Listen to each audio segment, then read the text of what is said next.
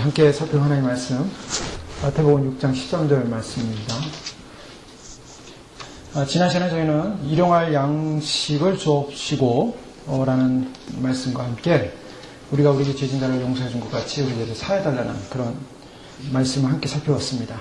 주기도문을 계속적으로 살펴보면서 주님께서 주기도문을 알려주신 이유는 바로 올바른 기도, 바른 기도가 무엇인가. 그것은 바로 바리새인과 서기관들이 하는 기도와 같이 기도하지 말고 하나님 앞에서 진실한 기도, 바른 기도를 해야 될 것을 가르쳐주기 위해서 이 말씀을 제자들에게 주셨는데, 그래서 외식하지 않는, 사람을 의식하지 않는 진정한 하나님의 뜻이 무엇인가를 구하는 기도를 해야 된다는 그런 말씀이죠.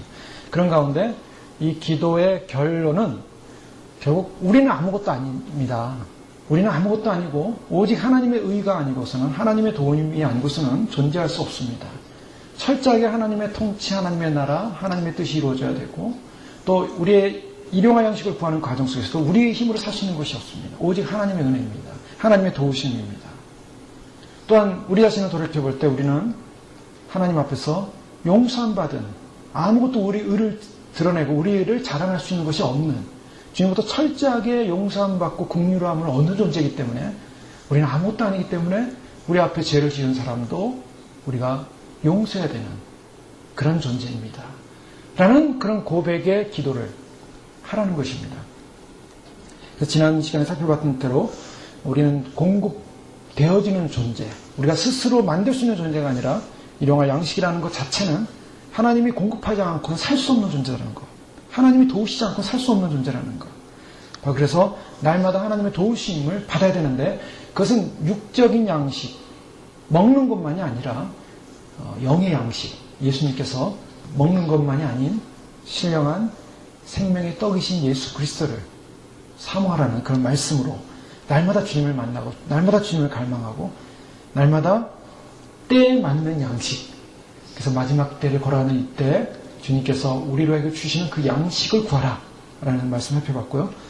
또 죄 용서함을 구하면서 마태복음 18장을 저희가 살펴봤습니다. 마태복음 18장에 1만 달란트 용서받은, 탕감받은 사람이 결국 200데나리온을 용서하지 못해서, 탕감하지 못해서 결국에는 영원한 지옥에 떨어지는 그런 일을 살펴봤습니다. 그래서 저희가 주의 오심을 준비하면서 휴거 영광을 소망하면서 반드시 놓쳐서는 안 되는 말씀이라는 것을 저희가 살펴봤습니다. 오늘 본문 다음에도 보면요, 기도에 관한 말씀하시면서 다시 한번 확증을 하십니다. 14절 15절 보면 너희가 사람의 잘못을 용서하면 너희 하늘 아버지께서도 너희 잘못을 용서하시려니와 너희가 사람의 잘못을 용서하지 아니하면 너희 아버지께서도 너희 잘못을 용서하지 아니하시리라. 주님께서 다시 한번 용서에 관한 부분을 강조하시면서 주기도문의 마지막 부분을 다시 용서할 것에 대한 강조를 하고 있습니다. 용서받은 존재이기 때문에 용서해야 된다. 바로 용서받은 존재가 누군가? 즉 하나님 나라는 용서라는 하나님의 그 성품이 흘러가는 나라라는 것입니다. 용서라는 하나님 나라. 그래서 소위 말해서 용서라는 인격을 가진 존재가 바로 하나님으로부터 용서를 받은 존재예요. 내가 용서한다는 것은 바로 용서받았다라는 증거고, 내가 용서하지 않는다라는 것은 용서받지 못했다라는 증거입니다. 내가 용서하지 못하는 사람이라는 것은 용서받지 못했기 때문에 회개가 이루어지지 않은 것입니다. 진정한 회개는 무엇인가? 진정한 회개는 용서받음이 있습니다. 진정으로 내가 용서받았다면 용서를 해줄 수 있는, 용서를 해야 되는 바로 그 부분을 강조하셨습니다. 그래서 결국에는 천국 안에 들어갈 수 있는 마지막 길에 서 있는 우리에게 주님께서 종말론적인 진장, 즉 하나님 나라가 아직 도래하지 않은 종말론적인 긴장 안에 있기 때문에 긴장 속에서 우리는 날마다 주님을 추구하고 갈망하고, 또한 주님 앞에서 우리가 날마다 용서함을 받고 용서를 해주는 그런 존재가 되어야 된다라는 말씀입니다. 오늘 말씀은 우리를 시험에 들게 하지 마옵시고 라는 말씀인데요, 이 말씀은 부정적인 첨언입니다. 우리를 시험에 들게 하지 마옵시고, 시험에 들게 하지 마옵시고. 이 말씀은 잘못하면 오해될 수 있는데요, 주님께서 우리에게 시험을 주는 분인가? 라고 생각해 볼 수가 있습니다. 성경은 전반적으로 하나님께서는 우리에게 시험을 주는 분이 아니라고 말씀하고 있습니다. 하나님의 특징 무엇입니까? 우리가 하나님 하면은 우리 하나님은 나에게 시험 주시는 분입니까? 아니면 나를 인도해 주시는 목자십니까? 목자시죠. 그래서 시편 23편에 보면 그가 나를 푸른 초장에 누이시며 실만한 물가를 인도하시노다. 우리 하나님은 나를 인도하시는 분이고 나를 쉬게 하시는 분이고 우리의 목자십니다. 근데 목자이신 좋으신 하나님이 우리를 시험한다. 안 맞죠? 그래서 야고보서 1장 13절에는 사람이 시험을 받을 때 내가 하나님께 시험을 받는다 하지 말지니 하나님은 악에게 시험을 받지도 아니하시고 친히 아무도 시험하지 아니하시느니라. 자, 하나님은 시험하지 않으신다 했습니다. 시험이라는 것은 왜 오는가? 시험이라는 건 그건 뭔가? 오늘 예수님께서 말씀하시기를 우리를 시험에 들게 하지 마옵시고 하나님이 시험을 주는 주체자시라면 이런 기도를 하라고 하시겠습니까? 하나님이 시험을 안 주시면 되죠. 하나님이 예수님께서 제자들에게 시험에 들게 하지 마옵시고라고 기도하라고 그랬습니다. 하나님이 시험을 주면서 내가 시험을 줄 테니까 너희는 시험을 주지 말라고 기도해라. 이렇게 하시면 말이 안 맞잖아요. 나는 하나님은 시험을 줄 의도를 갖고 있는데 또 백성들은 시험을 주지 마십시오. 이렇게 하면은 이게 뭐가 안 맞잖아요. 주님은 시험을 주는 분이 아니라는 것입니다. 역설적인 표현이죠. 이거는 이 주기도문에 나오는 이 시험이라는 이 시험은 어떤 시험이냐면 크게 두 가지로 볼 수 있습니다. 외부에서 오는 시험. 주기도문에서 말하는 시험의 결정적인 전반적인 주제는 외부로부터 오는 시험입니다. 바깥으로부터 오는 시험.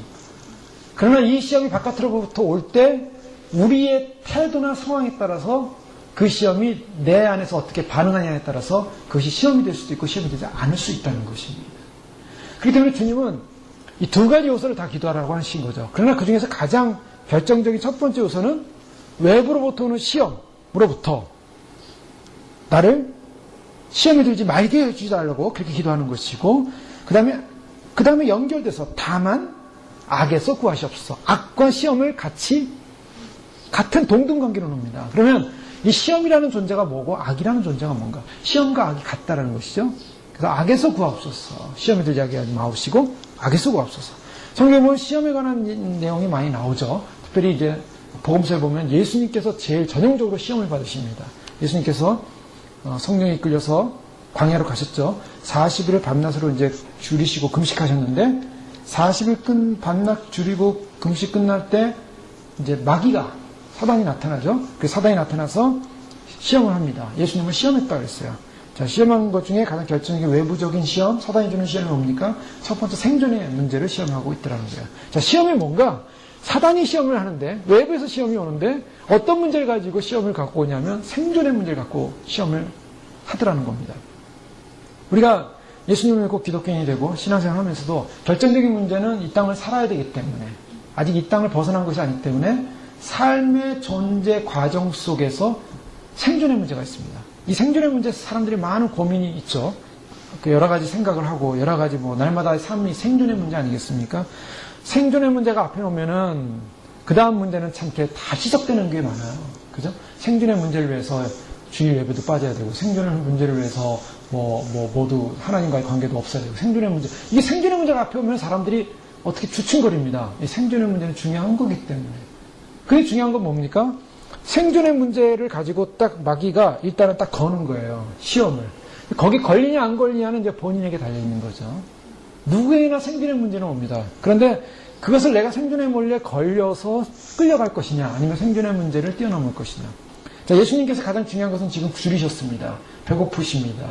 먹지 않으시면 이제 거의 살 수 없는 정도의 그런 극한 상황까지 와 있습니다. 40일 금식 기도한 분들 들어보면 거의 죽기 직전이죠. 죽기 직전입니다. 40일 금식했을 때. 그러면 영양분이 공급받아야 되는데 그런 정말 기진맥진한 그런 상황에서 편안하게 어떤 방에 들어가서 이불이 있는 곳에 물이나 마시면서 이렇게 금식하는 거하고 다르죠, 지금. 완전히 광야입니다. 광야에서 정말 추위와 더위와 싸우시면서 주님은 그 광야에서 금식을 하셨어요. 그런 상황 속에서 생존의 문제를 가지고 찾아온 거죠. 네가 만일 하나님의 아들이거든 명하여 돌들이 떡덩이가 되게 하라. 중요한 것은 하나님의 아들이거든. 이게 명예를 걸고 자존심을 걸고 그리고 시험을 하는 겁니다. 너가 정말 하나님의 사람이라면, 네가 하나님의 사람이라면, 예수님을 믿는다면, 하나님을 믿는다면 생존의 문제 해결해야 되지 않겠느냐. 해봐라 한번. 이렇게 유혹이 오는 거죠. 떡덩이가 되게 하라. 돌들이 떡덩이가 되게 하라. 그런 능력을 베풀어서 먹어라. 우선순위적인 상황에서 예수님께서 뭐라고 했습니까? 사람이 떡으로만 살 것이 아니라 하나님의 입으로 나오는 모든 말씀으로 살 것이니라. 이 말씀으로 이제 그것을 물리치십니다. 우선순위가 어디냐? 우선순위는 내가 하나님 앞에서 금식하는 게 중요하다. 이 금식하는 게 중요하냐면 하나님, 예수님의 사역을 위해서 지금 내가 이 사역을 위한 영적인 일을 하고 있다. 영적인 준비를 하고 있다. 영적인 무장을 하고 있다. 이런 관계 속에 있기 때문에 내가 지금 먼저 그 떡을 만들 수가 없다. 먼저 사람이 입으로 나오는 모든 말씀, 떡으로만 살 것이 아니요 떡으로만이라는 건 떡으로도 살아야 됩니다. 육체를 갖고 있기 때문에. 그러나 하나님의 입으로 나오는 모든 말씀으로 살 것이라 라고 선포하심으로 말미암아 우선권에서 놓치지 않았다는 거죠. 자, 저희가 생존의 문제 시험이 올 때 우선권을 어떻게 차지해야 되는가, 어떻게 해야 되는가. 자, 사람이 떡으로만 사는 문제가 아니기 때문에 영적인 문제에 놓쳐서는 안 된다는 것입니다. 바로 예수님은 여기서 이기셨어요. 두 번째는 뭡니까? 하나님의 아들이거든 뛰어내리라. 자, 높은 곳에 데려가서 거룩한 성으로 데려가서 예루살렘 성이죠. 그래서 뛰어내리라 그랬습니다. 자, 이것은 뭡니까? 신앙생활에서 무모한 기적을 꿈꾸라는 거예요. 무모한 기적, 초자연적인 기대. 초자연적 기대나 무모한 기적을 해봐라. 영적인 무엇인가 해봐라. 너는 영적인 능력도 없지 않느냐? 영적인 파워도 없지 않느냐? 하면서 뭔가 영적인 어떤 하나님으로부터 초자연적인 기적을 구하라는 그런 것이죠. 그럴 때 예수님 하신 말씀은 하나님을 시험하지 말라. 하나님을 테스트하지 말라. 자, 내가 하나님 나 이거 고쳐주면 나 하나님 믿겠습니다. 하나님 나 이거 기적 주면 내가 믿겠습니다. 하나님 나에게 능력 주면 내가 하나님 믿겠습니다. 그 무모한 시험을 하지 말라는 거예요. 하나님을 테스트하지 말라는 겁니다. 사람은 하나님에게 조건을 거는 거예요. 조건을 걸어서 하나님이 해주면 내가 믿어주고 안 해주면 안 믿는다. 이게 하나님 테스트하는 겁니다. 인간이 하나님을 테스트할 수가 없어요. 인간은 하나님의 은혜 가운데 사는 존재지 하나님을 내가 주인이 돼서 하나님을 조절하려고 테스트하는 겁니다. 그래서 내 말을 들어주면 그 하나님은 내 종. 조엘 오스틴이 그러잖아요. 하나님은 어떤 분인가? 기도란 뭐냐? 기도란 하나님을 이용하는 것이다. 그래서 조엘 오스틴이 그래요. 조엘 오스틴 신학은 뭐냐면 하나님께 명령하라는 거예요. 명령. 그러면 하나님이 응답한다는 거예요. 하나님을 종으로 부르는 겁니다. 그 안에 신학이. 그래서 기도란 뭐냐? 하나님에게 명령하면 나에게 응답한다. 그러니까 적극적으로 명령을 하는 거예요. 하나님께. 개념이 다르죠. 하나님께 구해서 하나님의 은혜를 받는 거하고 하나님은 종이니까 내가 명령하면 응답해야 된다는 거예요. 이 개념하고 완전히 다르죠. 여러분 우리가 기도하면서도 하나님은 하나님이니까 응답해야 됩니다. 근데 응답 안 왔어요. 그럼 어떻게 했습니까? 이럴 수 있습니까? 이거는 완전히 하나님을 테스트하는 거예요. 그런 테스트는 안 됩니다. 인간이 교만하기 때문에 그런 거예요. 자, 이것은 뭡니까? 인간으로 하여금 하나님을 테스트하게끔 하는 그런 마음을 심어주고 그 시험입니다. 그래서 하나님에게 저항하고자 하는 하나님이 내 종이냐 아니냐. 그래서 나의 종으로 삼고자 하는 거죠. 아주 사단의 아주 교묘한 전략입니다. 교묘한 전략. 네. 그 다음에 또 천하만국을 보여주죠. 그러면서 나를 경배하면 이걸 주겠다. 이거는 이제 더 사람들이 많이 걸리는 문제죠. 명예, 자랑, 자기 영화, 자기 우상화. 사단이 인간에게 심어놓은 최악의 테스트는 뭐냐면, 시험은 뭐냐면, 그것은 자기 우상화입니다. 인간을 높이는 거예요. 다 사람들이 거기에 넘어가요. 그래서 셀프 이스템이라는 말 많이 쓰잖아요. 그게 굉장히 심리학에서는 좋은 말입니다. 심리학에서는 좋은 말이에요. 상담에서 좋은 말이고, 그 셀프 이스템을 높여야 돼요. 셀프 이스템을 높여야 된다 그래서 자존감을 높여주려고 그냥 애를 많이들 쓰죠. 자존감 높여주는데 그 자존감 높여주는 게 뭡니까? 자기를 우상화시키는 거예요. 자기 우상화. 그래서 내가 굉장히 쟁쟁한 존재다. 대단한 존재다. 자녀들도 보십시오. 자녀들도 보면은 부모님들이 아이들을 이렇게 우상화시켜주면요. 아이가 자기가 최고인 줄 알아요. 세상에서. 그 나중에 어떻게 됩니까? 생일날도 내가 왕이니까 내 멋대로 내 뜻대로 하는 그날은 내가 왕의 날이다. 나한테 선물도 갖다 줘야 되고 나도 뭐 해줘. 아주 당당합니다. 당당해. 네? 물론 이제 사랑하는 자녀이기 때문에 우리가 그 자녀들을 이제 위로해주고 격려해주고 또 사랑하는 마음으로 해주는 가치성은 있지만 그 아이를 스포일 되는 게 뭡니까? 아이들이 스포일 되는 거? 자기가 왕인 줄 알아요. 스스로 왕인 줄 알아요. 그게 이제 잘못된 거죠. 또 메슬로우라는 심리학자가 있는데 이 메슬로우라는 심리학자는 인간이 어떤 존재가 될 때 치유가 다 일어나냐. 그 치유의 단계 가운데 가장 높은 단계가 자기의 존재감, 자기 존재감을 발견하는 거예요. 그래서 자기라는 자기가 어떤 가치 있는 존재인가. 그래서 자기 셀프 시스템이 확립되는 단계. 그래서 그 단계에 올라가면 이 사람은 정말 인간으로서 완전히 치유된 사람이다. 이렇게 이제 전형적으로 보죠. 그래서 자존감 문제를 많이 얘기해요. 셀프 시스템 얘기 많이 하는데 이 자존감 문제, 이거 자꾸 사람을 높여놓으니까 사람이 자기가 굉장한 대단한 사람이 되는 게 대단한 존재, 대단한 가치성. 사람들한테 인정받는 거 좋아하고 사람들이 나를 높여주는 거 좋아하고 사람들로부터 높임을 받고 대단한 존재가 되는 거. 굉장한 존재가 되는 거. 이 미국 교육을 가만히 보면 물론 사람을 격려해 준다는 차원은 좋지만 뭐냐면 별것도 아닌데 별상을 다 줘요. 그러니까 사람들이 다 내가 굉장한 존재가 됐다고 착각들 해요. 착각들. 자녀들이 보면 그렇죠. 아이들 여기 잘하는 학생들. 그러니까 미국 교육이 무너지지 않았습니까? 무너져요. 별거 실력도 없는데 굉장히 높여놔가지고요. 그러니까 지금 오바마가 난립니다, 지금. 한국은 선생님들을 더 뽑으려고 하는데 미국은 더 파이어 시키려고 하고요. 한국은 그냥 공부를 더 열심히 하는데 여기는 공부를 더 안 시키고요. 돈 없어서. 그러니까 이게 지금 일반 세상의 법칙, 일반 세상 사람이 봤어도 결국 사람들이 굉장하다, 대단하다 막 높여놨더니 결국 사람들이 잘 되는 것이 아니라 스포일 되더라는 거예요. 인간은 별거 아닙니다. 자기가 높아지면요 결국 무너지게 돼 있어요. 근데 지금 예수님한테 와가지고 나한테 절을 하라 그러면 1,000원을 주겠다. 명예를 주겠다. 요즘 무슨 음악하는 사람들이 자기의 영혼을 판다. 사탄에게 영혼을 판다. 그런 얘기 많이 하죠. 그게 뭐냐면, 사탄에게 내가 복종하겠습니다. 나에게 영감을 주십시오. 만약 예를 들면은 그런 스스로 사탄의 종이 되기를 원하고 자기의 명예를 달라. 세상적 축복을 받기 원하는 거죠. 마귀는 지금도 예수님이 얘기했던 그 방식 그대로 자, 나한테 절을 해라. 나를 따르라. 그러면은 내가 명예를 주겠다. 돈을 주겠다. 부를 주겠다. 그런데 예수님이 과감하게 물리치죠. 뭐냐면 사단아 물러가라. 기록되었을 때 주 너희 하나님께 경배하고 다만 그를 섬기라. 자, 인간의 존재는 뭐냐면 사단에게 경배하는 거고 세상 명예 얻는 것이 아니라 하나님을 경배하는데 인간의 가치성이 있습니다. 인간의 존귀성은 바로 거기 있어요. 그걸 발견한 것이 바로 예수 그리스도 안에서 구원받은 백성입니다.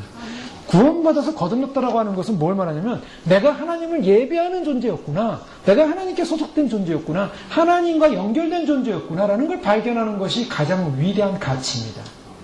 신앙이 대단하냐. 신앙이 있어서 내가 굉장한 일을 많이 해야만이 주님이 나를 인정해 주는 게 아닙니다. 분명히 그러잖아요. 예수님 오셨을 때 네가 내 이름으로 귀신을 쫓아내고 내 이름으로 선지자를 못하고 내 이름으로 병자를 고쳐 내 이름으로 굉장한 일을 했어도 모르겠다 그랬어요. 모르겠다고. 그럼 누구를 하느냐? 바로 예수님과 개인적인 관계, 예수님을 경배하고 예수님을 사랑하고 예수님 뜻대로 순종하고 예수님 말씀대로 살고 이름도 없이 빛도 없이 살았지만 예수님과의 교제 속에서 살았던 사람이 높임을 받는 겁니다. 거듭남이라는 건 뭐냐?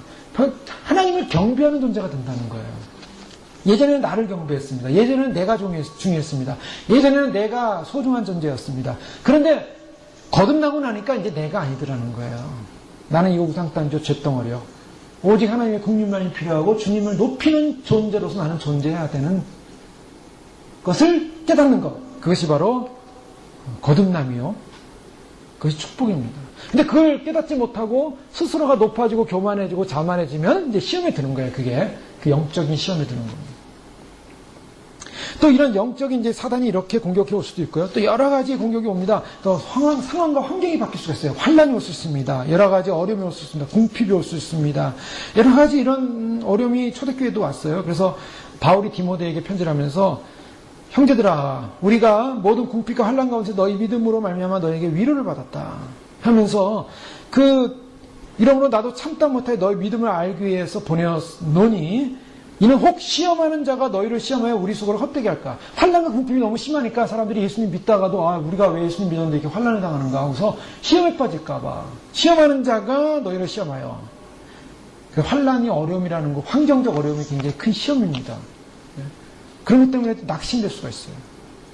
그런데 이제 히브리서 기자는 이렇게 말하고 있죠. 히브리서 2장 18절에 보면 그러므로 저가 범사의 형제들과 같이 대심이 마땅하다. 이는 하나님의 일에 자비하고 충성된 대제사장이 되어 백성의 죄를 구속하려 하심이라. 자기가 시험을 받아 고난을 당하셨은 즉 시험받는 자들을 능히 도우시라. 자, 예수님께서 어떤 분이셨냐면 시험을 받으셨다. 예수님은 조롱도 받으셨습니다. 비난도 받으셨습니다. 가난도 경험했습니다. 그리고 질병은 아니지만 그 육신적인 고통, 육신적인 박해를 받았습니다. 또 더 나아가서 십자가까지 지시게 되죠. 자, 예수님이 시험을 다 받으셨다. 그리고 시험 받는 사람은 돕는다. 여러 가지 환경들이 올 수가 있어요. 환경적 요소들이 우리를 시험을 줄 수가 있습니다. 이때, 이런 시험이 올 때, 히브리서 4장 14절 이하의 말씀을 보면, 그러므로 우리에게 큰 대세상이 있으니, 승천하신 자 곧 하나님 아들 예수시라, 우리가 믿는 도리를 굳게 잡을지어다. 예수님이 시험을 받으신 분이라 믿는 도리를 굳게 잡으라 합니다. 왜냐? 그 다음 말씀 보면, 우리에게는 대세상은 우리의 연약함을 체휼하지 아니한 자가 아니요 모든 일 우리의 한결같이 시험을 받은 자로되. 자, 예수님 시험을 경험하셨다는 거예요. 그래서 외부적으로 시험이 올 때, 환란이 올 때, 어려움이 올 때, 그때 진짜 필요한 것은 믿음을 굳게 잡으라. 믿음이 뭡니까? 바로 예수님을 믿는 그 믿음. 예수님께서 먼저 가셨기 때문에 그 예수님이 가신 그 길을 믿고 믿음으로 우리가 환란을 시험을 이겨야 된다. 네, 그런 말씀들 하고 있습니다. 여러 가지 바리새인과 해력당원들 사람들로부터는 시험이 있습니다. 오해가 있습니다. 비난이 있습니다. 또 여러 가지 베드로전서에 보면 너희를 실현하려고 오는 불시험을 이상한 일 당하는 것처럼 여기지 말라. 시험이 온다는 거예요. 시험. 자, 예수님께서 지금 이 기도를 하라고 하신 이유는 뭐냐면 예수님 자신도 시험을 받으실 뿐만 아니라 제자들에게도 동일하게 시험이 올 거라는 걸 알려주는 겁니다. 자, 시험에 들게 하지 마옵시고라고 기도하라고 한 이유가 뭡니까? 시험이 온다는 거예요. 자, 여기서 우리가 중요한 원리를 발견하죠. 예수님 믿으면 시험이 옵니다. 예수님 잘 믿으면 시험이 더 세게 옵니다. 시험이 오는 거예요. 시험을 올 때 이 시험에 대해서 어떻게 됩니까? 나는 시험 안 받게, 아무 시험 없게 해주세요. 아무 시험 없게 해주세요. 라고 말하지 말고, 악에서 이기게 해달라고. 시험 받지 말고 악에서 이기게 해달라고. 그래서 그런 기도를 하라고 주님 알려주신 거죠. 자, 이 시험은 뭐냐? 사단의 시험입니다. 자, 우리가 예수님 믿고 제자가 되고 하나님 주님을 따라가는 백성이 되는 그 순간부터 우리는 어떻게 됩니까? 이 시험으로부터 벗어날 수가 없어요. 시험은 계속적으로 우리를 공격합니다. 아마 오늘 이 밤에 금요일날 금요 기대에 오시는 동안에 많은 시험이 왔을지도 모르겠어요. 일주일 동안 많은 시험이 있었을지도 모르겠습니다. 내부적인 시험, 외부적인 시험, 환경적 시험, 여러 가지 있을 수 있겠죠. 주님 앞에 가서 말씀 듣고 찬양하고 기도하는 이 몸이 얼마나 소중한지 마귀는 하여간 여기부터 막는 거예요. 기도에부터 막는 거예요. 예배부터 막는 거예요. 떡을 위해 살아라. 생존을 위해 살아라.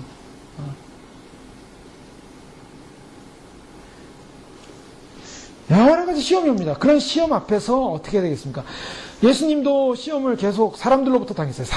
시험이 사람들로부터. 바리새인 서기가 아니라 그나마 하나님을 잘 믿는다는 사람들이 시험을 줘요. 더 나가서 가까운 사람들이 시험을 줍니다. 예수님이 시험받은 사람 중에 가장 결정적인 시험을 준 대상이 누군가? 예수님에게 결정적인 시험 준 대상이 누구냐면 베드로입니다. 베드로. 예수님께서 내가 이제 고난당하고 십자가 못 박혀 죽을 것이다. 그리고 3일 만에 부활할 것이다. 그러니까 베드로가 거기서 한 말이 뭐예요? 고전까지만 주는 그리스도 살아계신 하나님의 아들이십니다. 막 그리고 파연하시구나. 난 너무 복이 있다. 하면서 내가 이 반석에 교회를 세우리니 은배 권세가 이기지 못하라. 그런데 예수님이 그 다음에 내가 이제 죽을 것이다. 그러니까 죽으면 안 됩니다. 하여간 베드로는요 확 올라갔다가 막 땅 밑으로 내려가 뭐 이걸 이제 완전히 그 대전형적인 스타일 아닙니까? 예수님이 물 위로 걸어올 때 이리 오라 그러니까 베드로가 뛰어내렸다가 그 순간에 그냥 또 뛰어내리고 잠깐 몇 걸음 걷다가 여기가 바닥이라는 걸 깨닫는 그 순간에 빠지는 베드로. 그러니까 뭐 돈키호테형이에요. 무조건 일단 몸이 앞서고 보는 스타일이죠. 근데 막 주님 앞에 고백도 참 잘합니다. 막 주님 그리스도 살아계신 하나님의 아들이십니다. 막 이랬는데 예수님이 또 돌아가신다니까 절대로 안 됩니다. 절대로 안 돼요. 또 이랬다가 사단아 내 뒤로 물러가라 이러면서 베드로를 충동질했던 사단에 대해서 베드로가 또 예수님 앞에 그 순간에 혼나요. 베드로 향해 사단아 내 뒤로 물러가라. 왜요? 예수님 나를 넘어지게 하는 자로다 너는. 그 시험이 그렇게 오더라는 거예요. 시험이 믿는 사람, 잘 믿는 사람이 또 이상하게 그 하나님의 뜻과 길을 몰라가지고 방해하는 존재로 온다는 거예요. 게다가 누가 왔으면 가룟유다. 가룟유다는 제자였어요. 제자였는데 예수님을 팝니다. 배반했습니다. 자, 이런 것들이 시험이에요, 다. 예수님도 그런 시험을 겪으셨어요. 제자들 내부에서도 겪었고, 몰라서 실수를 하는 시험들, 또 의도적으로 대항하는 시험들, 주변에 있는 많은 사람들이 비난하는 시험들, 뭐 이런 시험들을 겪었습니다. 근데 예수님이 이 시험에 대해서 어떻게 얘기하면 이 시험이 보통 시험이 아니라는 겁니다. 저희가 신앙생활 하면서 우리가 당하는 시험은 간단하지가 않습니다. 뭐 한 예죠. 누가복음 20장에 보면 이제 베드로를 향해서 예수님이 뭐라 하냐면 시몬아 시몬아 보라 사단이 밀가부로 타려고 너희를 청구하였으나 그러나 내가 너를 위하여 내 믿음이 떨어지지 않기를 기도하였노니 너는 돌이킨 후에 내 형제를 굳게 하라. 이런 말씀하셨어요. 자, 예수님께서 베드로를 향해 뭐냐면 사단이 밀가부르듯 하려고 너를 청구했다. 이게 무슨 말입니까? 밀가부르듯. 키질 한다는 겁니다. 제가 예전에 어렸을 때 시골에 가면 이제 어르신들이 키질을 해요. 키가 커요, 이렇게.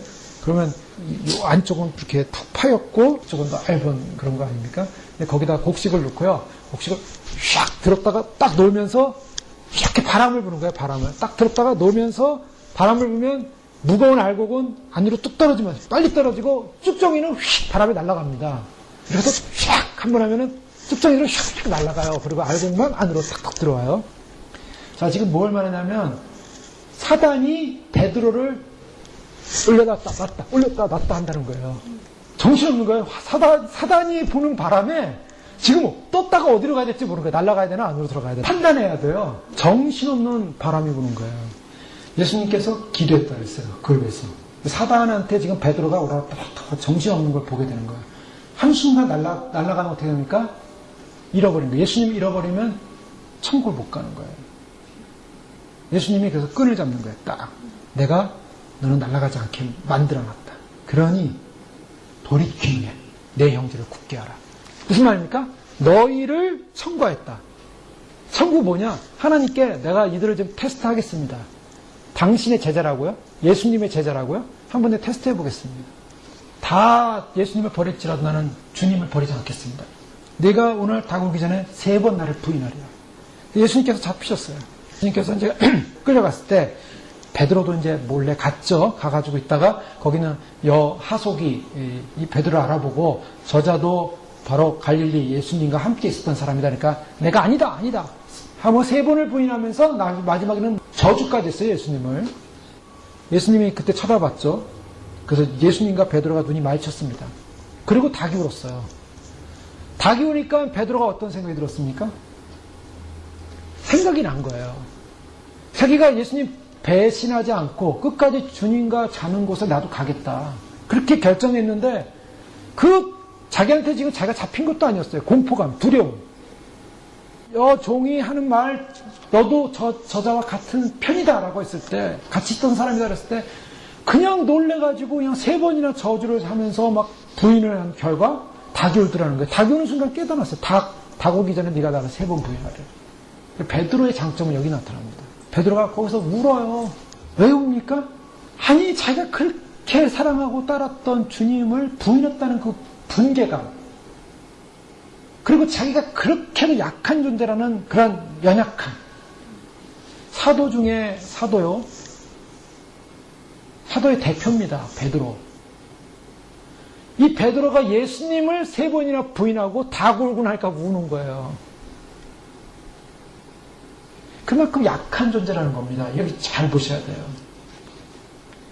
물론 이제 사람들이 이렇게 얘기할 수 있어요. 베드로가 아직 성령을 받지 않았기 때문에, 성령 받기 전이기 때문에 저렇게 연약할 수밖에 없다. 안 그렇습니다. 그 외에도 계속 시험이 와요. 바울 같은 경우, 바울이 너희가 정신없는 말을 하는데 내가 어떤 사람인지 아냐? 내가 엄청나게 환난을 많이 겪은 사람이다. 고통을 많이 겪었다. 그래서 바울이 나중에 자신의 환난을 얘기하지 않습니까? 사도들이요, 다 고통을 당해요. 다 어려움을 당합니다.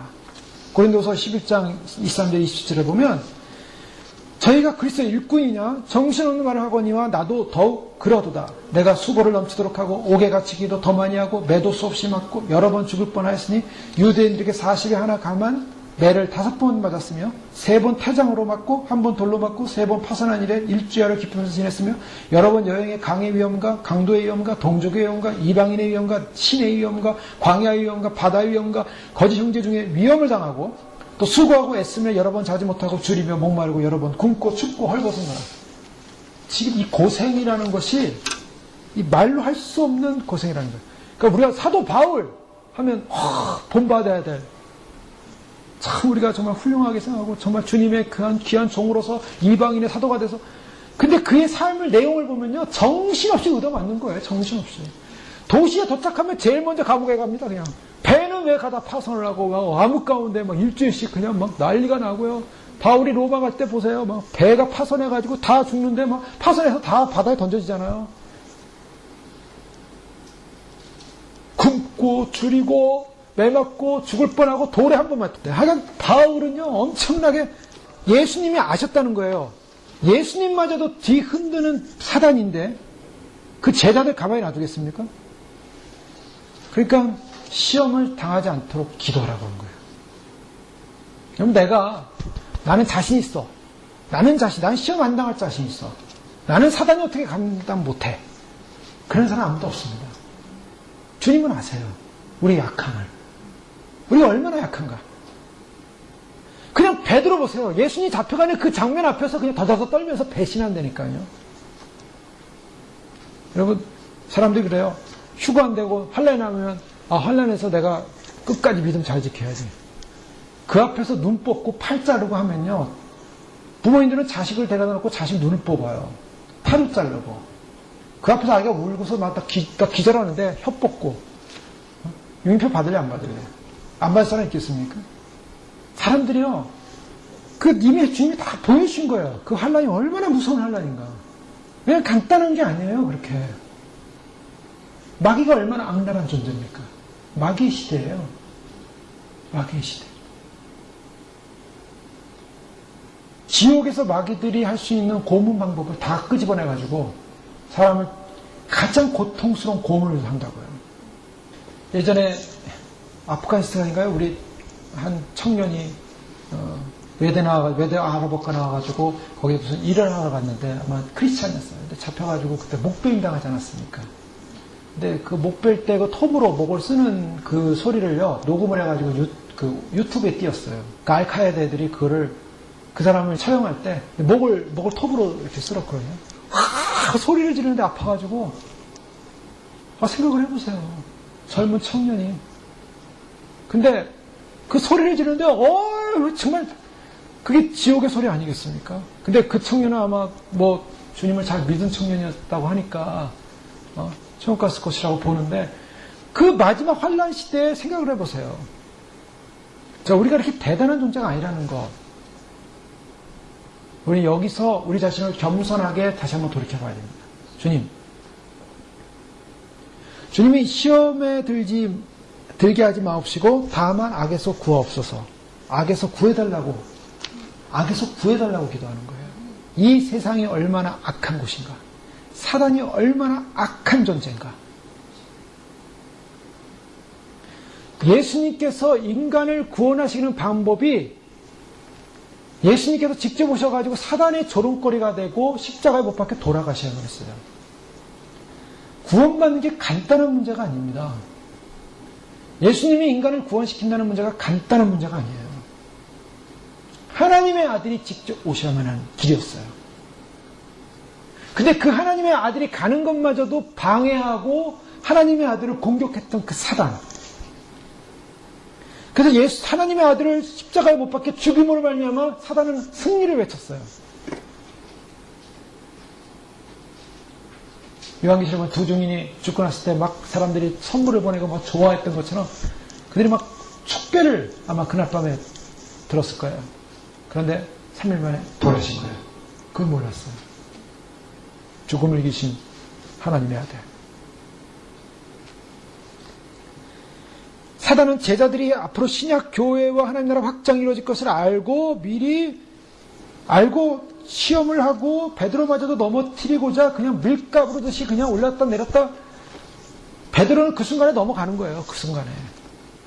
근데 예수님께서 넘어가더라도 회개하고 회개할 것을 위해서 기도했기 때문에 다 울자마자 회개한 겁니다. 온 거예요.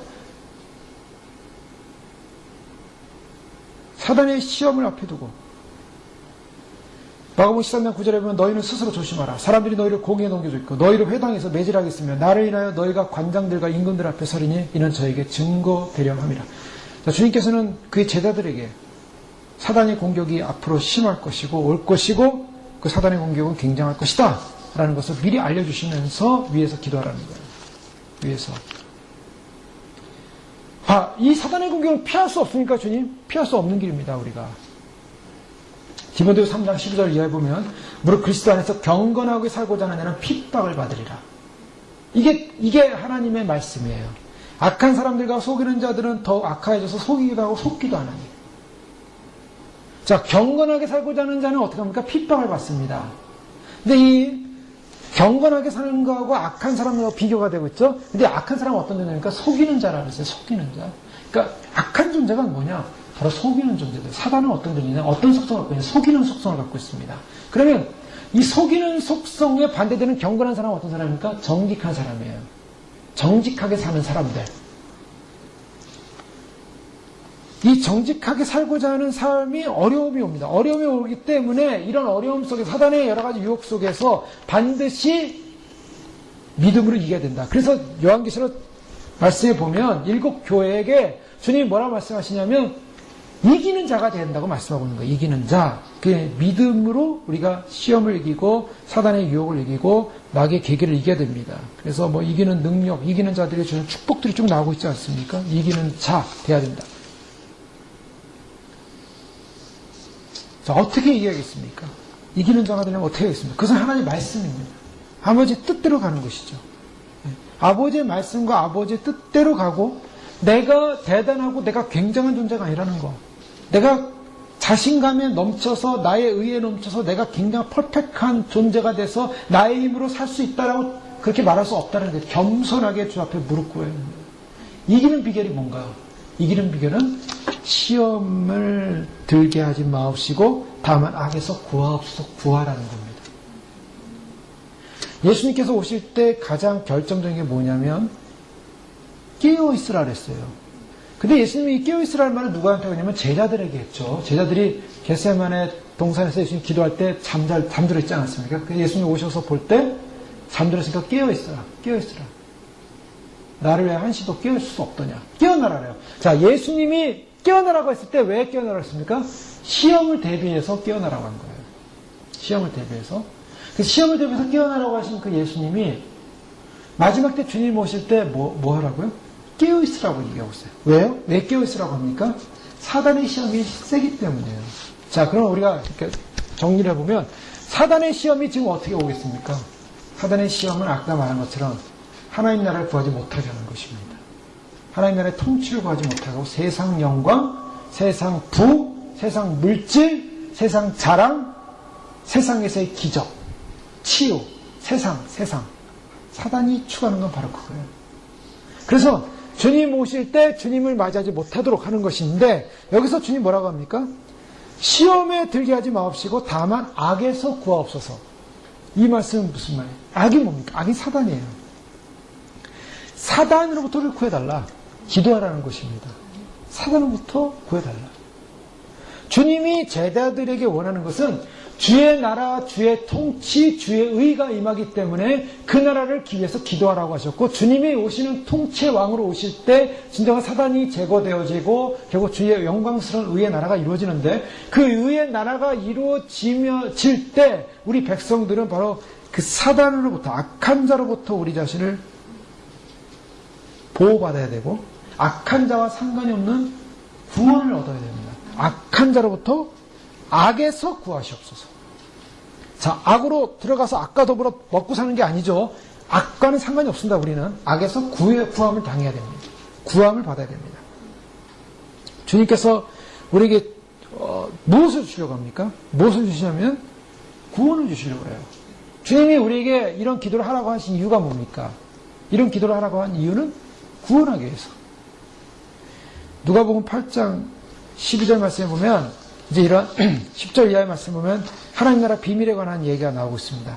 그 중에서 하나님 나라 안에서 구원을 받는 존재가 어떤 존재인가? 구원을 받는 존재 보겠습니다. 누가복음 8장 좀 함께 보시죠. 10절에서 15절까지의 말씀. 가라사대 하나님 나라의 비밀을 아는 것이 너에게 허락되었으나 다른 사람의 비유를 하나니 이는 저희로 보아도 보지 못하고 들어도 깨닫지 못하게 하려니라. 이 비유는 이러하니라. 씨는 하나님의 말씀이요 길가에 있다는 것을 말씀을 들은 자니 이에 마귀가 와서 그들로 믿어 구원을 얻지 못하게 하려고 말씀을 그 마음에서 빼앗는 것이요. 여기서 굉장히 중요한 말씀이 나오죠. 사단이 하나님의 백성들에게 빼앗고자 하는 게 뭡니까? 믿어 구원을 얻지 못하게 하는 것. 그걸 빼앗고 싶은 거예요, 사단은. 잘 보십시오. 하나님의 말씀이 뿌려졌습니다. 말씀이 뿌려졌는데 그 말씀이 길가에 있다는 것은 뭐냐? 길가에 말씀이 뿌려졌는데 길가에 뿌려진 말씀은 뭐냐면 마귀가 와서 믿어서 구원을 얻지 못하게 말씀을 마음에서 빼앗습니다. 하나님 말씀을 마음에서 빼앗기는 사람들. 사단의 목적이 뭡니까? 구원 못 받게 하려는 거예요. 사단의 목적, 악이라는 존재의 가치성은 뭐냐? 그 악은 믿는 자를 구원 못 시키게 하려고. 믿어서 구원 못 시키려는 것이 바로 악의 존재입니다. 속성입니다. 육륜유표를 왜 사단이 지금 마지막 때 드러내고 있냐? 믿는 자를 거기 육륜유표 밖에 해서 지옥으로 끌고 가려는 게 사단의 간단합니다. 사단의 그냥 목적이에요. 왜 악이라는 세상이 오는가? 왜 환란이 오는가? 하나님 편에서는 심판이지만 결국 사단이 장악함으로 말미암아 적그리스도가 장악함으로 말미암아 결국 혼란하게 하고 하나님 못 믿게 하고 말씀 빼앗아가서 결국에는 지옥으로 끌고 가는 겁니다. 하나님의 말씀이 들어오지 않으면 믿음이 없고 믿음이 없으면 구원을 못 받습니다. 자, 이게 씨앗이에요. 하나님 나라 비밀입니다. 저희가 예수님 오실 때 예수님 오신다는 말, 예수님 오시는 사실을 믿어야 됩니다. 또 믿을 뿐만 아니라 예수님께서 오실 때 우리를 교회를 구름소로 끌어낸다는 휴거 사건을 믿어야 된다 그랬어요. 왜 믿어야 되는가? 믿어야 그것을 소망하게 되고 믿은 자가 그 소망 가운데 구원을 얻게 됩니다. 이게 아주 간단한 원리예요. 왜냐? 그 말씀, 예수님이 오셔서 공중에 오실 때 구름소로 끌어내는 사건이 일어난다는 거 성경 말씀입니까? 아닙니까? 성경 말씀이에요. 근데 그 말씀을 싹 빼앗아 가는 거예요. 마귀가 싹 빼앗아 갑니다. 야, 그거 믿지 마라. 그거 듣지 마라. 싹 빼앗아 가니까 어떻습니까? 말씀이 떨어졌는데 믿어서 구원받을까봐 못 믿게 하는 거예요. 그 마귀야 떠나가라. 나는 그거 믿겠다. 그 말씀 하나님 말씀. 나에게 주신 생명의 말씀이 내가 그것을 믿고 구원을 받을 줄로 믿습니다. 하고 제 앞에 고백하는 겁니다. 근데 그 말씀을 싹 마귀가 빼앗아 가는 거예요. 왜요? 믿어서 구원 못 받게 하려고. 간단합니다. 길가에 말씀이 떨어졌어요. 말씀은 씨앗이에요. 그 말씀이 뭡니까? 구원을 위한 말씀입니다. 이 하나님의 말씀은 하나님 나라 비밀이라고 했어요. 비밀.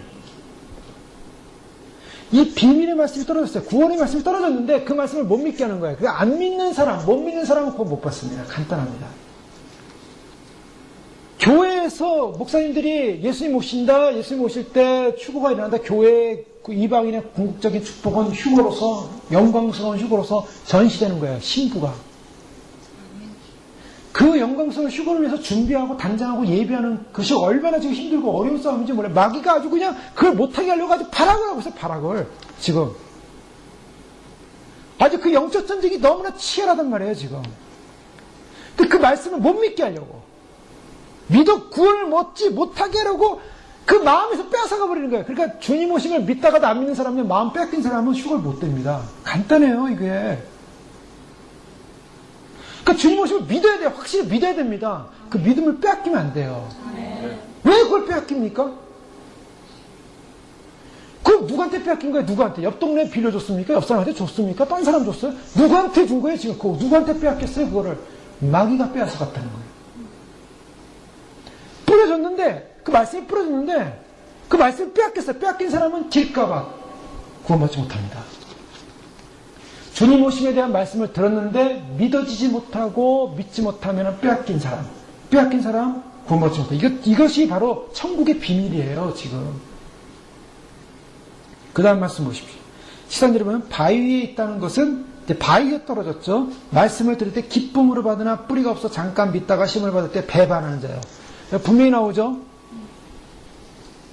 자, 하나님의 말씀이 떨어졌습니다. 구원의 말씀이 떨어졌어요. 구원의 말씀이 떨어졌는데 처음에 기쁨으로 받아요. 아, 그래, 구원 받아야지. 주님 오시는구나. 아, 주님 오시면은 내가 주님 맞으러 가야지. 처음에 기뻐요. 주님 오시는 거 기뻐하는 사람, 그래도 남들이 볼 때, 아, 저 사람 참 신앙이 좋구나. 남들은 주님 오시는데도 하나도 안 기뻐해요.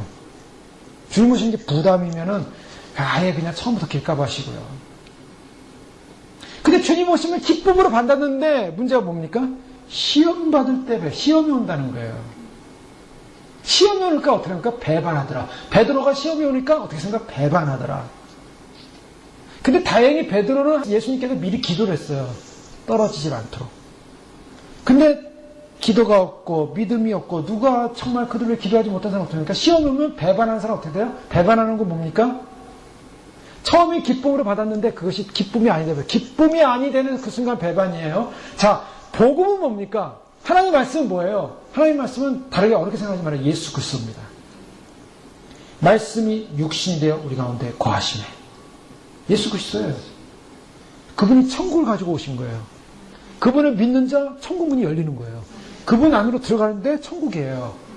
그래서 그 나니아 연대기 그 책을 보면 장롱문을 열고 들어가는 사람은 새로운 세계가 열리잖아요. 그러니까 문이에요, 문. 그 상징적으로 보여주고 있죠. 예수 그리스도가 문이에요. 우리가 주님 앞에 갈 때 그 예수님이 문을 통과할 겁니다. 몸 안에 있지만. 다 상징적이지만 연계해서 이루어지는 상황들이. 처음에 주님 오시니까 너무 기뻐요. 주님 맞이해야지. 그래, 주님 맞이해야지. 그랬는데, 시험이 와버렸어, 시험. 그 시험이 마이가 주는 거예요. 그 마이가 시험을 주니까 어떻게 됩니까? 배반하더라. 많은 사람들이 예수님 오시니까 이제 예수님 오시다가 됐구나 하면서 막 흥분합니다. 흥분. 저는 흥분하는 사람 참 불안한데요. 그 흥분하는 사람들이 배신할 수 있는 확률이 높아요. 여러분 예수님이 오신다 그래서 막 흥분하시면 안 돼요. 이거 흥분해서 될 일이 아니에요. 시험이 얼마나 많이 오는데요. 차분하게, 이성적으로, 지성적으로, 냉철하게 왜 주님이 오셔야 되고 왜 우리가 주님 맞이해야 되는가? 분명히 그 믿음 안에 서 있어야 돼. 견고하게. 그리고 내 자신이 어떻게 준비해 가야 되는가? 내가 무엇이 부족한가? 내가 어떻게 단장해야 되는가? 어떻게 가야 되는가? 하나님 앞에 날마다 자기를 성찰하면서 어떤 사람은 막 기뻐하다가 나중에 어떻게 합니까? 시험 들어가지고 결국에는 배반하더라는 거예요. 자, 이 사람 바위 위에 떨어진 말씀이에요. 이 바위 위에 떨어지니까 어떻게 합니까? 배반하면 구원 못 받아요. 14절 말씀 보십시오. 가시떨기에 떨어졌다는 것은 말씀을 들은 자니 지내는 중 이생의 염려와 재리와 일락의 기운이 막혀 온전히 결시지 못하는 자예요. 자, 여기까지 온 사람들은 그래도 다행이에요. 말씀을 믿었어요. 그리고서 또 이렇게 그 말씀을 잘 간직해 왔어요. 시험도 왔어요. 시험도 와서 잘 외부적인 시험을 다 겪어 왔는데 지금 길어지는 거예요. 삶이 길어집니다. 삶이 길어지면서 어떻게 됩니까? 이생의 염려, 삶의 염려가 붙여요. 이게 또 여기 오네요. 재리, 재물. 이건 영어 표현 riches로 되어 있어요. 킹제임스 버전에. 부에 대한 염려가 있어요. 재물. 그 다음에 일락, 쾌락, 즐거움. 세상 즐거움 아직 못 버렸어요. 그러니 주님을 오시면 막 믿고 구원에 대한 소망을 갖고 기다리는데 삶이 염려가 되고 돈 문제 염려되고 그리고 뭐 이렇게 좀 더 누려야 되지 않겠는가? 좀 더 이렇게 즐거워야 되지 않겠는가? 뭔가 그런 거에 대해서 염려가 있어서 뭡니까? 자꾸 기운에 막힙니다. 그게 막 우리 찌릅니다. 그래서 주님만 바라봐야 되는데 주님만 안 바라봐줘요. 자꾸. 주님만 바라봤는데 주님이 안 바라봐요. 여러 생각, 걱정, 염려 뭐 이런 것이 막 사로잡아요. 그렇게 어떻게 됩니까? 결실치 못한다. 이 중요한 건 결실치 못할 때 구원이 없다라는 거예요. 예수님 뭐라고 말씀하십니까? 그 나라 열매 맺는 백성이 들어가리라. 마지막 때 주님이 원하시는 건 믿음의 열매, 주님을 얼마나 사랑하는 사랑의 열매를 맺혀야 돼요. 여러분 사랑의 열매가 익었습니까? 사랑의 열매가 익어야 돼요. 그래서 내 안에 사랑, 온유, 충성, 절제, 또 여러 가지 오래 참고 온유하며 시기하지 않으며 질투하지 않으며 이 모든 사랑의 열매라고 해서 그냥 내 사랑하고서 사랑 받으세요 이게 아니에요. 그게 내 안에 인격화되어 있어야 돼요. 그 예수님 말씀하신 그 사랑의 열매가 내 안에 인격화돼서 내 안에 그것이 성숙한 모습으로 주 앞에 온전히 드려지는 열매가 돼야 돼요. 근데 주님 사랑하기도 바빠요 지금. 주님을 정말 사랑하십니까? 얼마나 사랑하세요? 주님과 얼마나 교제하십니까? 얼마나 주님과 호흡하십니까? 얼마나 주님과 대화하십니까? 첫사랑? 예전에는 뜨거웠어요. 예전에는 주님 사랑했어요. 예전에는 주님에 대한 열정이 있었어요. 근데 지금은 그 예전과 같은 사랑이 없어요. 마음이 식어지고 있습니다. 세상에 염려가 없습니다. 걱정이 옵니다. 여러 가지 복잡합니다. 시험도 옵니다. 여러 가지 상황적으로 어렵습니다. 그래서 내 마음이 주님을 향하여 뜨거운 열정적인 그 사랑의 아름다운 열매를 맺지 못하고 있다면 안 된다는 거예요. 신부들에게서 주님 요구하시는 건 다른 게 없어요. 주님 사랑하는 겁니다. 이 주님을 사랑하는 것만큼 최고요, 최상의 목표예요. 우리가 교회가 갖는 최상의 목표가 거기 있습니다. 그게 아가서입니다. 그게 송스예요. 그게 아가서예요. 솔로몬을 향한 술람미 여인의 사랑, 솔로몬이 술람미 여인을 사랑하는 그 마음, 그 사랑의 교제, 사랑의 만남, 사랑의 관계가 바로 교회요. 그 사랑의 관계가 휴거자입니다. 그래서 우리가 누굴 사랑해야 됩니까? 예수님만을 더욱 사랑, 날이 갈수록 더욱 사랑. 예수 사랑. 그게 신부입니다. 근데 염려, 재리, 쾌락, 왜 이게 들어오냐 말이에요. 이게 주님과 나와의 관계에 들어오는 관계가 있다면 그것이 시험이라는 거예요. 근데 그것 때문에 열매를 못 맺히고 있다. 제가 그걸 나중에 살펴보겠습니다. 구약에 어떤 얘기가 나오는가. 좋은 땅에 있다는 것은 15절에 보면 착하고 정직하고 좋은 마음으로 말씀을 듣고 지키어 인내로 결실하는 자니라. 저희가 늘 살펴보는 말씀이죠. 자, 좋은 땅이라는 건 뭐냐? 먼저 착해야 돼요. 착한 사람은 정직하라는 것입니다. 하나님 앞에 정직해야 돼요. 정직하라는 건 뭐냐? 내가 죄에 대해서는 정직해야 돼. 하나님 앞에. 죄인입니다. 속이면 안 돼요. 이제는 하나님 앞에 속이는 죄가 있어서는 안 돼요. 다 고백하고 씻어야 됩니다. 다 고백하고 결정해야 됩니다. 지금 속여서는 안 돼요. 지금 하나님 앞에 속여서는 안 돼요. 지금 속여지지 않고 주님 앞에 가면 심판받을 일밖에 없어요. 그리고 어떻게 됩니까? 좋은 마음으로 말씀을 듣고 지키어 인내로 결실하는 자. 바로 이것이 이제 열매 맺히는 사람인데요. 결국 주님께서는 이런 시험이 올 때 결국 시험을 견디지 못하고 결국 그것을 이기지 못하는 경우 배신하는 존재가 된다.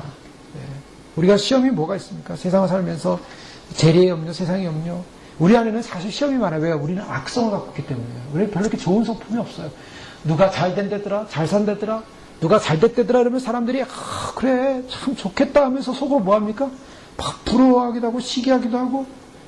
사람들이 되게 약해요. 세상 명예 아무것도 아니지만 약하더라는 거예요.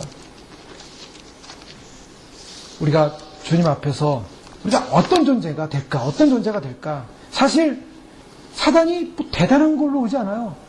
은근히 아주 작게. 그러면서 우리가 가야 할 방향이 뭔지를 모르게끔 혼란스럽게 한다면 그건 시험이죠. 간단한 시험입니다. 뭐 간단하게 물리치면 되는 아무것도 아닌 시험인데, 아무것도 아닌 시험이지만 그러나 그런 식으로 올 때 우리가 이 땅을 살면서 어떻게 살아갈 것인가. 주님 말씀하셨어요. 시험에 들지 않도록 기도하라. 그러면서 에베소 6장 10절에 12절에 보면 정말로 너희가 주 안에서 그 힘의 능력을 강건해지고 마귀의 괴계를 능히 대적하기 위하여 하나님의 전신갑주를 입으라. 우리의 씨름은 혈과육에 대한 것이 아니요 정사와 권세와 이 어둠의 세상 주관자들과 하늘에 있는 악한 영들에게 대함이라. 우리의 싸움은 혈과육에 대한 것이 아니라 악한 영들과의 싸움, 마귀와의 싸움이다. 그래서 시험에 들지 않고 악에서 구하옵소서라고 말씀하면서 결국 악에서 우리가 구출받아야 될 것을 강조하고 있어요. 저희가 말씀을 보면서 우리가 이제 마지막 때 우리가 주님 오심을 소망하며 가는데 우리에게 가장 걸림돌이 되고 방해가 되는 것이 있다면 무엇이겠습니까? 그것은 바로 이와 같은 세속적 시험들. 또 더 나아가서 우리가 주님 오심을 소망하면서 바라보는 것을 방해하고 그것을 의지하지 못하게 하고 우리가 막연하게 저 악에 대해서 긍정적으로 생각할 수 있다는 거예요. 아, 환란에 넘어가면 그 환란이라는 걸 우리가 통과할 수 있지 않을까? 거기 가서 어떻게 해보지 않을까? 아닙니다. 그건 악이에요. 악의 시대, 악의 세상. 내가 뭔가를 할 수 있다고 생각하면 안 된다는 거예요. 이 말씀의 가장 중요한 핵심은 내가 뭔가를 할 수 있어서 내가 시험을 이길 수 있고 내가 악을 이길 수 있고 내가 대단한 존재가 될 수 있다고 생각하는 그런 착각을 버리라는 겁니다. 겸손하게 하나님 내가 시험에 들지 않고 악에서 구하옵소서. 다른 것보다도 주님, 우리 마지막 시대 주님의 영광스러운 교회의 구원은 휴거인데 이 휴거를 소망하면서 악에서 구하옵소서. 구체적으로 기도하는 거죠. 여러분 무슨 기도하겠습니까? 어떤 기도하겠어요? 우리가 이 땅에 살면서 시험에 잔뜩 들다가 세상 속에 살다가 길가밭의 존재, 아니면 바위밭의 존재, 아니면은 가시밭의 존재가 돼. 세상 염려하다가 다 구원 떨어지고 휴고 떨어지고 환란에 떨어지는 존재가 아니라 끝까지 인내함으로 믿음으로 말씀으로 결실을 맺어서 주님께 나의 사랑을 고백하고 나의 사랑의 결과를 올려드릴 수 있는 열매 맺어서 드릴 수 있는 그 사랑으로 달려가면서 시험에 들지 말게 해주시고 주님 악의 수가 없어. 어떤 악이요? 저 적글씨의 세상, 저 환란의 세상, 저 666의 세상, 저기 환란에 들어가는 것이 아니라 주님께서 우리를 구원하시는 구원을 받게 해주십시오. 구체적인 기도입니다. 그 구체적인 기도를 해야 될 줄로 믿습니다. 그 기도를 해야 돼요, 저희가. 그러면 기도 안 하면 뭐 하겠습니까? 나는 악에 들어가서 열심히 살겠습니다. 악에 들어가서 난 대단한 거 하겠습니다. 그게 아니에요. 우리가 무슨 대단한 존재입니까? 주님의 도우심 없으면 일용할 양식도 먹을 수 없고, 주님의 도우심 없으면 우리가 죄 용상 받을 수 없고, 주님의 도우심 없으면 시험도 이길 수 없고, 주님의 도우심 없으면 우리는 악에서 구출 받을 길이 없는 것입니다. 주님이 절대적으로 우리를 돕고 있고 절대적으로 함께하고 있기 때문에 우리가 믿음으로 승리하는 거지, 우리가 주님의 절대적인 도움 없이는 어떻게 살 수 있겠어요? 많은 사람들이 착각하고 있는 것은 세상 속에 아직도 빠져있고 시험 속에 빠졌음에도 불구하고 시험에 있는지 알지 못하고 살아가고 있다는 거예요. 예레미야 7장 1절 이하 말씀 잠깐 보고 마치겠습니다. 예레미야 7장 1절 말씀 이하 보면 우리의 기도가 무엇이냐? 우리의 기도는요, 철저하게 주님의 은혜 가운데 살지 않으면 안 되고 주님의 도우심 없으면 안 된다는 것을 고백하는 기도해야 되는데요. 예레미야 7장 2절 이하에 보면 2절 말씀부터 제가 읽겠습니다. 너는 여호와의 진문에 서서 이 말을 선포하여 이르기를 여호와께 예배하러 이 문으로 들어가는 유다 사람들아 여호와의 말씀을 들으라. 만군의 여호와 이스라엘 하나님께 이와 같이 말씀하시되 너희 길과 행위를 바르게 하라. 그러면 내가 너희로 이곳에 살게 하리라. 너희는 이것이 여호와의 성전이라. 여호와의 성전이라 여호와의 성전이라 하는 거짓말을 믿지 말라. 너희가 만일 길과 행위를 참으로 바르게 하여 이웃들 사이에 정의를 행하며 이방인과 고아와 가부를 압제하지 아니하며 무죄한 자의 피를 이곳에서 흘리지 아니하며 다른 신들 뒤를 따라 화를 자초하지 아니하면 내가 너희를 이곳에 살게 하리니 곧 너희 조상에게 영원 무궁토록 준 땅이니라. 보라 너희가 무익한 거짓말을 의존하는도다. 너희가 도둑질하며 살인하며 간음하며 거짓 맹세하며 바알에게 분양하며 너희가 알지 못하는 다른 신들을 따르면서 내 이름으로 일컬을 받는 이 집에 들어와서 내 앞에 서서 말하기를 우리가 구원을 얻었나이다 하느냐. 이는 이 모든 가증한 일을 행하려 함이로다. 내 이름으로 일컬음을 받는 이 집이 너희 눈에는 도둑의 소굴로 보이느냐? 보라 나 곧 내가 그것을 보았노라. 여호와의 말씀입니다.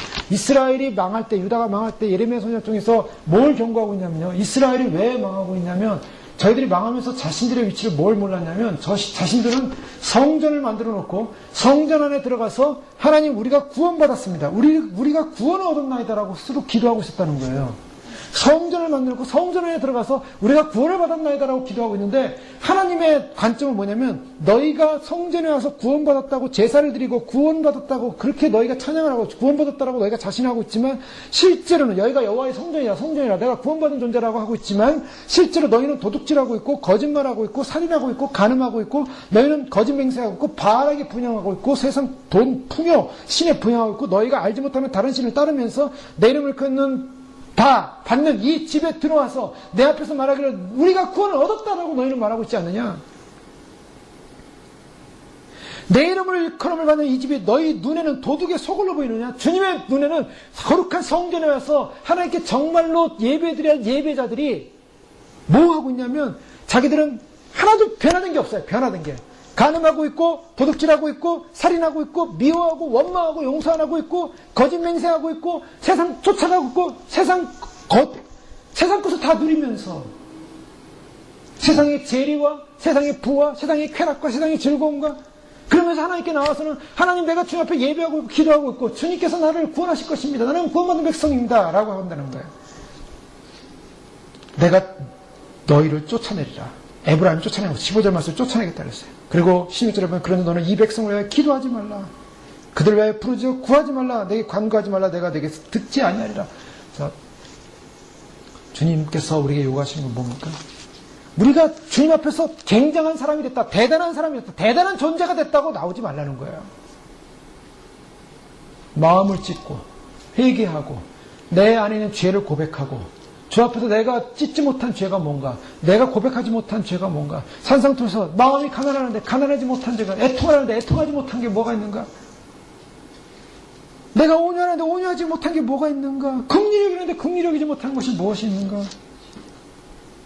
주님 앞에서 참으로 정직해야 되고, 주님 앞에서 바라야 되고, 주님 앞에서 주님을 사랑하고 주님을 사모하고, 내가 아직까지도 세상 속에 속했던 모든 한 가닥이라도 세상의 명예나 세상의 자랑이나 세상의 물질이나 세상의 쾌락이나 세상 속에 묶여있는 것이 하나라도 있는데, 그러나서 주님 앞에 나와서 주님, 내가 구원받을 것입니다. 나는 구원받았습니다. 나는 구원받을 것입니다. 그렇게 기도하지 말라는 거예요.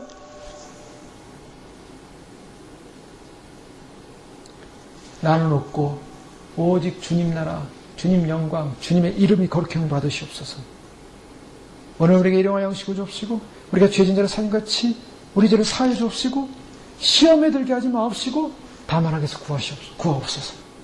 우리의 기도는요, 우리가 굉장한 존재가 돼서 내가 구원받을 것이다가 아니라, 주님, 저를 악에서 구하여 주시옵소서. 주님, 저 정말 심판의 자리, 저 죽음의 자리, 참으로 저 절망의 자리에서 구하여 주시옵소서. 그게 주님 앞에서 겸손한 자의 기도요, 진실한 자의 기도요. 주님 앞에서 내가 주 앞에 나와서 회개해야 될 것이 무엇이야? 뭘 씻어야 될 것인가? 주 앞에 범죄함으로 말미암아 씻지 못한 죄가 있다면 하나님께 고백하시면서 오직 하나님만 생각하라는 것, 하나님과의 관계 속에서 있으라. 악에서 구하옵소서라는 것은 하나님의 관계 속에 들어가는 것을 방해하는 어떠한 것도 침투하지 못하게 해주시옵소서. 하나님과의 관계 속에 들어가기 바랍니다. 그래서 믿음으로 주님만을 생각하고 의지하고 오직 주님 앞에서만 나의 존재가 있음을 고백하고, 주님의 나라가 임하기를 고백하고, 주님의 뜻이 임하기를 고백합니다. 그래서 나라와 권세와 영광의 아버지께 영원히 싸움나이다. 주님을 찬양하고 송축하고 경배하고, 그러면서 주 앞에서 그렇게 기도하고, 그런 존재가 되라고, 그런 열매 맺히라고, 그렇게 구원받는 존재가 되라고 주님께서 오늘 저에게 주신 말씀을 좀 믿습니다. 저희가 이 시간 기도할 때 저희가 정말로 이 세상의 것들, 사단이 우리에게 주는 시험들, 참으로 말씀을 빼앗아가고, 또 기쁨이 있었지만 그것이 기쁨이 시험이 올 때 배신하고, 또 여러 가지 세상의 재리와 물질과 쾌락의 염려 가운데 주님만을 의지함으로, 주님만을 바라봄으로 아무것도 아니었습니다. 아무것도 아닌 존재, 내 안에 있는 죄를 보게 하시고 씻게 하시고, 주의 도우심이 없으면, 주님의 인도가 없으면, 주님의 긍휼이 없으면, 주님, 제가 시험에서 그 시험을 이길 수 있는 힘이 없기에 주님의 도우심과 은혜로 말미암아 시험을 이기게 하시고, 주님의 긍휼의 은혜를 받아서 악에서 구하여 주시옵소서. 저 환난의 바다, 저 죽음의 바다, 저 사망의 바다, 참으로 주님, 영유표를 안 받으면 생존할 수 없는 저 사단의 마지막 소유권을 다툼하는 저 바다 속에 들어가는 것이 아니라, 주여, 우리를 악에서 구하옵소서. 우리가 정말 이 땅 주님 오심을 준비하며 가는 길, 편안하게 가는 길 아닙니다. 참으로 우리가 아무런 고통도 없이 어려움도 없이 가는 길이 아님을 알고 있습니다. 사단은 우리를 넘어뜨리게 하여, 우리를 무너뜨리게 하여, 그 휘고 영광의 대열에 서지 못하게 하게 하여 사단은 공격해오고 있습니다. 유혹하고 있습니다. 시험하고 있습니다. 세상의 물질과 세상의 자랑과 세상의 명예와 주님 앞에서 아무것도 아닌 존재들이 굉장한 존재가 될 것이라는 착각 속에서 주 앞에서 회개치 못하게 하고, 주의 말씀을 빼앗아가 버리고 믿지 못하게 하고, 시험을 줘서 배신하게 하고, 기쁨으로 금방 받는 것 같지만 결국 돌아서 버리고,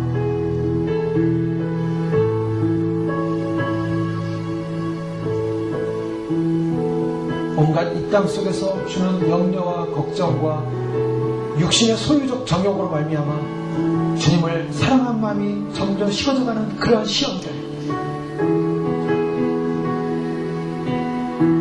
오직 예수님 사랑, 예수님 모든 것, 주님 사랑하기에, 주님 기뻐하며, 주님 사랑하기에 열매 맺히길 원하고, 주님 사랑하기에 주님의 모든 것이기에 주님과의 관계 속에 어떤 요소도 방해하는 요소를 제거하여 주시옵소서. 그런 시험들 제거하여 주시옵소서. 그런 악들 제거하여 주시옵소서. 주님과의 사랑의 관계를 방해하는 어떤 요소들도 제거하여 주시옵소서. 우리는 어떤 악도, 어떤 더러움도, 어떤 세상의 시험도 주님 우리를 공격할 수 없음을 주님 앞에 고백하면서 주님 도와주시옵소서. 주님의 영으로 사로잡아 주시고 주님의 깊은 영적 관계 속에 그 사랑의 열매만을 온전히 맺혀서 올려드릴 수 있도록 축복하여 주시옵소서. 끝까지 견디게 하소서. 끝까지 인내하게 하소서. 사람들의 조롱도 사람들의 무시도 아버지 하나님 끝까지 믿음 잃지 않고 우리가 가진 이 귀한 생명의 복음, 구원의 복음, 주님 오실 때 우리를 구원시켜주는 휴가 영광의 복음을 마귀에게 빼앗기지 않게 하시고 끝까지 인내함으로 결실을 맺어 주 앞에 아름다운 사랑의 열매로 드려짐으로 말미암아 그날의 영광의 기쁨, 주의 나라의 기쁨, 주의 통치의 기쁨을 맛보게 하여 주시옵소서.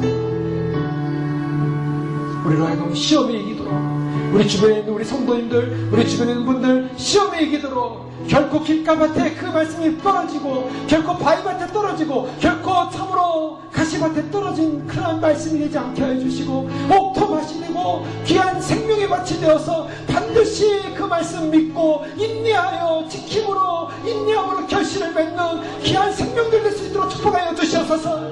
한 명도 세상에 떨어지지 않게 해주시옵소서. 한 명도 사단의 시험에 떨어지지 않게 해주시옵소서. 사단의 참으로 밀가부로도 참으로 우리를 참으로 시험한다 할지라도 주님 끝까지 믿음 안에 붙어있다가 주님 생명 주님 의지하며 주님 다시 오신 증거하며 끝까지 저희가 주 앞에 설 수 있도록 축복하여 주시옵소서. 주여 한번 부르게 되겠습니다. 주여